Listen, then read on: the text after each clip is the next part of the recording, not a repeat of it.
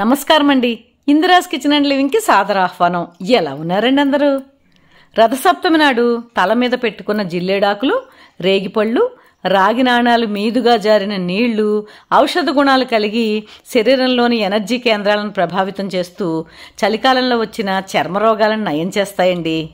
అలాగే స్నానం అప్పుడు పైకి చదివే సప్త సప్త మహాసప్త సప్త ద్వీపావసుంధర సప్తార్కవర్ణమాదాయ సప్తమీ రథ సప్తమి అని రిథమెటిక్గా చదివిన శ్లోకంతో ఊపిరితిత్తుల్లోని కఫ పిత్త సంబంధిత చలికాల రోగాలు కూడా పోతాయండి. రథసప్తమి నాడు తరిగిన కూర తినకూడదు అని ఎందుకంటారు అంటే, వేళ్లతో తుంపి ముక్కలుగా చేసుకోగలిగే చిక్కుడుకాయలు ఈ సీజన్లోనే వస్తాయి కదండి. ఆ రోజు వాటినే తినిపించాలి. ఎందుకంటే శీతాకాలంలో మందగించిన జీర్ణ వ్యవస్థను, దాని మూలంగా వచ్చే ఆరోగ్య సమస్యలకు ఈ చిక్కుడుకాయ కూర, చిక్కుడు ఆకుపైన పరమాన్నం విరుగుడుగా పనిచేస్తాయండి.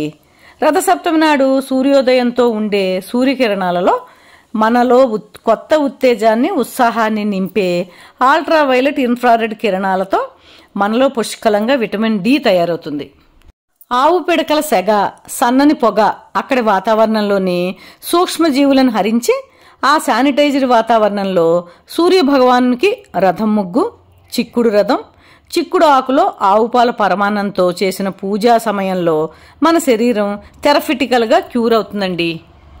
ఒక్క మాటలో చెప్పాలి అంటే రథసప్తమి నాడు మనం చేసే ప్రక్రియ అంతా మన శరీరాన్ని, మనసును శీతాకాల స్తబ్దత నుంచి వేసవకాలానికి కావలసిన ఆరోగ్యము, ఉత్తేజాన్ని కలిగించే గొప్ప ఆరోగ్య థెరపీ అన్నమాట అండి. మీరు రథసప్తమి నాడు ఈ సాంప్రదాయిక ప్రక్రియలతో లాభాన్ని పొందుతారు కదండి. రథసప్తమి నాడు చేసే స్నానం, పూజా విధానాలను వివరిస్తూ నేను ఇదివరకే చేసిన వీడియో లింకును మీకోసం డిస్క్రిప్షన్ బాక్స్లో ఉంచుతున్నానండి. సప్తాస్వరథమారూఢం ప్రచండం కశ్యపాత్మజం శ్వేత పద్మధరం దేవం తం సూర్యం ప్రణమామ్యహం. ఉంటానండి మరి. నమస్తే. ఈ వీడియో కనుక మీకు నచ్చినట్లయితే లైక్, షేరు, కామెంటు చేయండి. సబ్స్క్రైబ్ చేసుకునే వారు ఉంటే సబ్స్క్రైబ్ చేసుకోండి. మీ లైక్స్ నాకు చాలా అమూల్యమండి. Thank you.